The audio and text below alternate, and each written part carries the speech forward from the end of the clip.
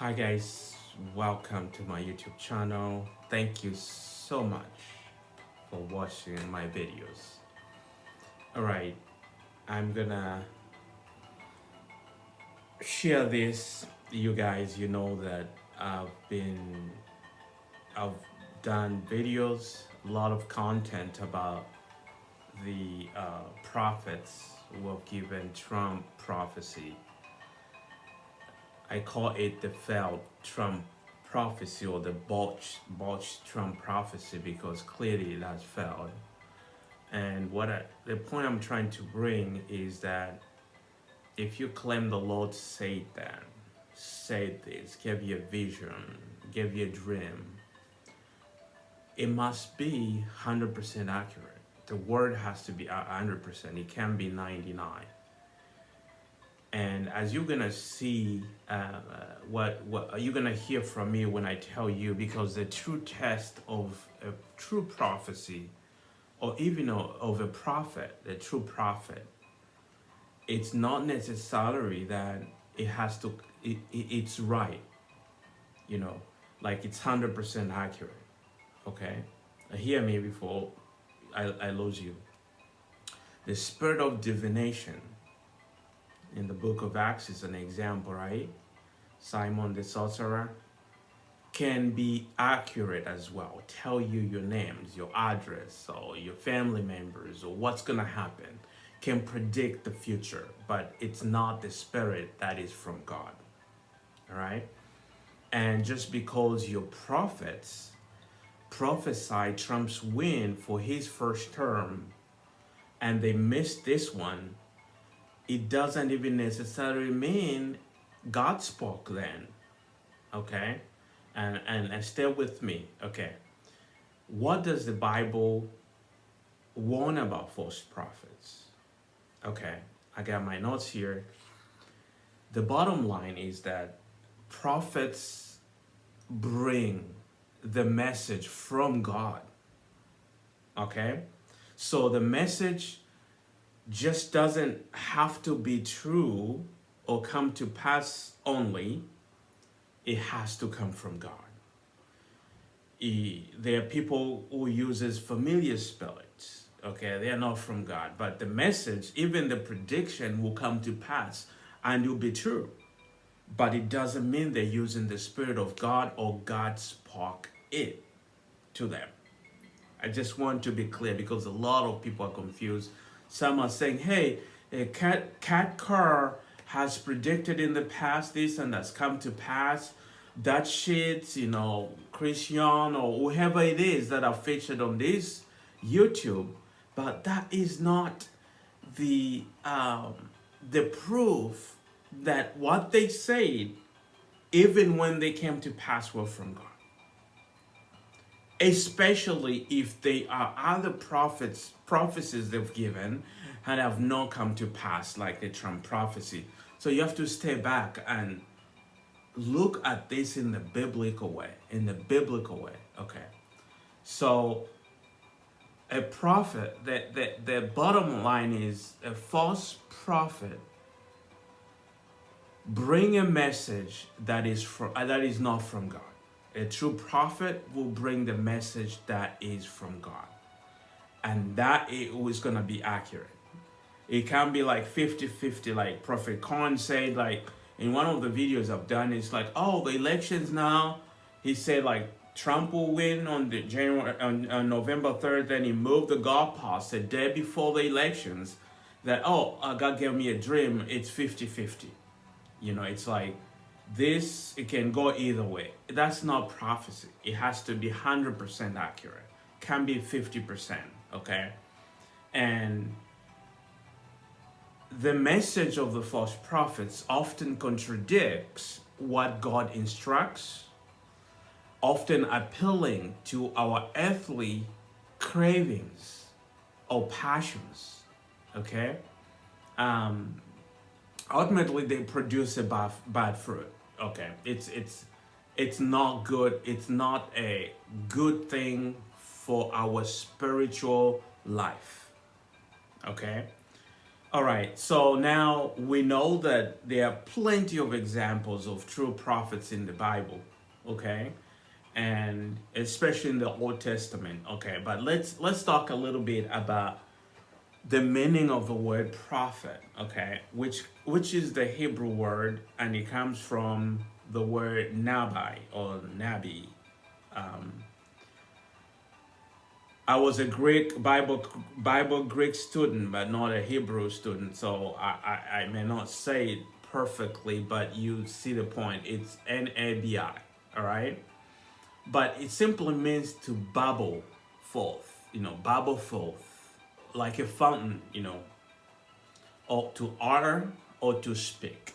All right. So the other meaning also can mean to pour forth. Okay. So to utter, to bubble forth, to bring in the word. To prophetic utterances are the utterances that you bring because God has given you. Okay. And that's what many of these prophets are claiming. All right. It is also I mean seer, which is another word. Um, it's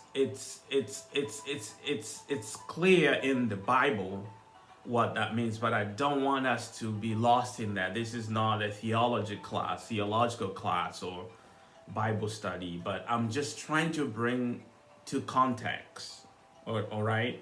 And what I'm trying to achieve in this channel is to reconstruct faith and politics, to put them together where they belong, okay? Because there's a lot of confusion right now, especially with the Trump prophecy. What is the purpose of the prophet in the Bible? Well, a prophet is meant to bring a message, a word from God, often a warning or guidance to the people, okay? That's in the Old Testament, we see plenty of examples. So he's pretty much acting like as an ambassador for God, just delivering the message to the people, all right? So the ambassador, you attack the ambassador, you attack the kingdom, you attack the one he represents, okay?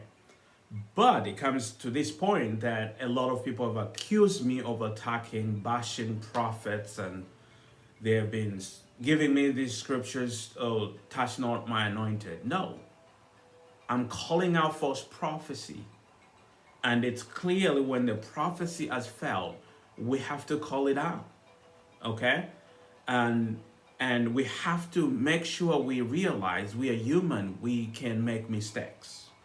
We can prophesy out of our evil desires, the scripture says. But we have to have honesty and integrity and truth. If we miss it, we come back and apologize instead of feeding people false information, wrong information, untruthing. So if you give the message to the people and you say, the Lord told me, gave me this word, and it didn't, you are a false prophet because you are delivering the message that God didn't. All right. So we get that. So we see examples in the Old Testament, right? For example, 2 Samuel chapter 7, God revealed to the prophet Nathan in a dream, right? Just like many prophets are saying, oh, they have received dreams, they have received this. But in 2 Samuel 7, so Nathan, prophet Nathan in a dream, God revealed it to him that David would not build the Lord's temple, okay? But rather like David's offspring would do so, okay? So that was from God, and that is the Lord himself giving this word to Nathan to take it to David, all right? So many God's prophets penned Old Testament books of the Bible that we call the Bible, such as Isaiah was a prophet, Jeremiah, Ezekiel, Daniel, and Habakkuk, all right? So now let's come to the New Testament. The New Testament, the Apostle Peter called a true prophetic message something like completely reliable. If it is from God, you can rely on it because God does not lie. It's gonna come to pass 100%. If God spoke it, it's not gonna be 99.9. If it fails and now you are trying to justify, like this failed Trump prophecy, it was November 3rd, then January 6th, then the Supreme Court overturned it, then Mike Pence on January 6th, then January 20th, and now they are saying it's this year. It's a failed prophecy. It's not from God and it's not reliable. All right, 2 Peter 1:19. All right, Peter says, you will do well to pay attention to it, as to a light shining in the dark place, until day dawns and the morning star rises in your hearts. That the prophetic word coming from God is reliable. A prophecy's origin is not human. Okay, so I understand all of you guys out there saying, hey, do you think God, nothing, everything is impossible with God? No, I don't believe that. God can do whatever he pleases, okay? But we have to be careful and we have to make sure we don't say what God didn't say. If I just climb on the top of the roof of my house here, and I just I'm gonna jump. There is a law I'm gonna encounter there. Okay. The law of nature there. I drop there. I'm gonna break. You say the angels are gonna carry me out. I'm not gonna break any bones of that. If the Lord doesn't tell me to do that, and I do, that's stupidity. So God, we have these boundaries which we are governed as human with boundaries, with law. That's why we have law. That's why we have these boundaries. In America, the way we choose our president, we have a law. We have a constitution. Okay? The process by which you can't just be, not anybody can just be the president. It has to go through the process, the law. What we have, we are governed by that. But I'm not saying God is confined to human law. Okay? So a lot of you guys are getting confused or are being confused by your prophets that, it's going to happen. Somehow Trump is going to be president this year, 2021. How is it going to happen? He's a former president. If Joe Biden, something happens, is not capable of performing duties, the vice president comes in. The vice president, the Speaker of the House. So we have that. Trump cannot just force his way in. There gotta be elections, okay, this year. If you tell me he will run 2024, and then I can't argue with you because I know he has a chance to win again. But don't stick to this false prophecy that failed on November 3rd, January 6th, and January 20th. Some prophets even say, get ready for the Christmas surprise. So, and that surprise, the Christmas miracle, Christmas surprise that God told the prophets, apparently God told the prophets is coming, did not come. All right. So let me close with this. What's the difference between a prophet and a false prophet? Number one, a false prophet carries the word that is not from God. No matter how accurate it is, please listen to me.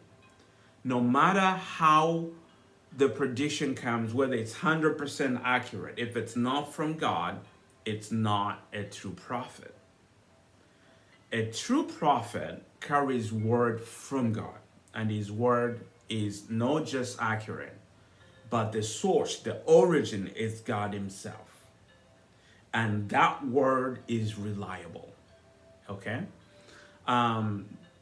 Sometimes people pose as true prophets to mislead people, such as in Nehemiah 6 Nehemiah chapter 6, verse 10 to 15.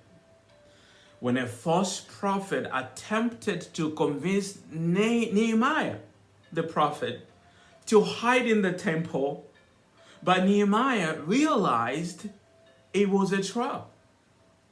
Okay? They pose like the Lord is giving me this word, but you have to have discernment. And Nehemiah didn't fall for that trap. And the Lord of Trump prophecy is the trap. Other times, false prophets offered signs and wonders. Yes, false prophets, signs and wonders, miracles, performing not in the name of God, not in the name of the Lord. So that even signs and wonders, somebody performing them, that is not the proof that he is a true prophet. It's not the proof that he is from God. It's not. Okay? So you can read Deuteronomy 13, 1 to 3. Part 2, I'm going to end here. Part 2, I'm going to talk about what does it mean to be a false prophet. And what really we need to, the examples that, I'm going to give you some of the examples, and I'm going to talk about what we need to check the prophecy or check the prophets. All right. So thank you so much for watching. I didn't want this video to be too long, so I'm going to do parts 2, and I pray and I hope that I'm making sense, and that all those people attacking me and bashing the prophets, I hope you see my heart and my stand, that I'm here to call out all false prophecy. I mean, now some of the prophecies I'm gonna call out, you're not gonna like it because they're coming from the people that you've trusted over the years. The people perhaps who have even said or have predicted things and have come to pass. But like I said, that is not the ultimate sign of a true prophet. I hope I make sense. Make sure you leave me a comment. Thank you so very much. Shalom.